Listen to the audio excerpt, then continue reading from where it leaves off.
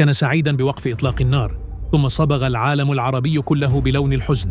ماذا جرى لصالح الجعفراوي وكيف مات؟ يا جماعة اللي ساكنين في الخيم، خلصت الحرب أخيرا مع الفيديو اللي أنا كنت مبسوط ومتحمس عليه أكثر منكم مع صورة النصر. بسم الله الرحمن الرحيم.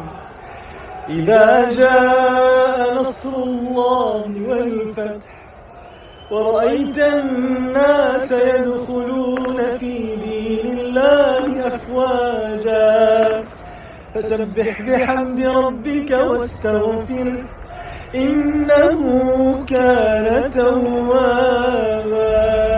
فجأة بعد هذه الكلمات تداولت الأنباء وفاة الصحفي والناشط الفلسطيني صالح الجعفراوي ضمن أحداث ملتبسة لم تتضح الكثير من معالمها بعد. ما جرى كان أشبه بكابوس بعد فرحة الأحلام السعيدة. فجأة اندلعت اشتباكات مسلحة عنيفة دارت بين عناصر مسلحة من وحدة سهم الأمنية التابعة لحركة حماس وكتائب القسام ضد عناصر من ميليشيا مسلحة في منطقة حي الصبرة جنوب غرب مدينة غزة. على إثر تلك الاشتباكات وقع ما لا يقل عن 20 قتيلا من بينهم صالح الجعفراوي. إن شاء الله يكون في لنا لقاء إن شاء الله. إذا استشهد صالح حينزل الفيديو هذا وحكون فعليا أنا من جوايا مكسور والله.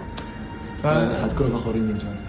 من ناحيتها خرجت حركة حماس موجهة الاتهام لما أسمته ميليشيا مسلحة واصفة إياها بأنها خارجة عن القانون ومارست أعمال نهب وسلب في القطاع خلال الحرب، كما تتهمهم بالتعاون مع الجيش الإسرائيلي واتهمتهم أيضاً بقتل نازحين أثناء عودتهم من جنوب القطاع إلى مدينة غزة. ومن المفارقات المؤسفة في تلك الأحداث أن يروح ضحيتها الجعفراوي، ذلك الشاب الذي كانت قد وضعته إسرائيل بالنشرة الحمراء تمهيداً لاستهدافه مثلما استهدفت صحفيين آخرين، لكن بدلاً من أن يقتله العدو قتلته أيدي إخوانه الفلسطينيين. موطني موطني موطني موطني موطني ذا الإيمان موطني موطني موطني موطني موطني يا أمان.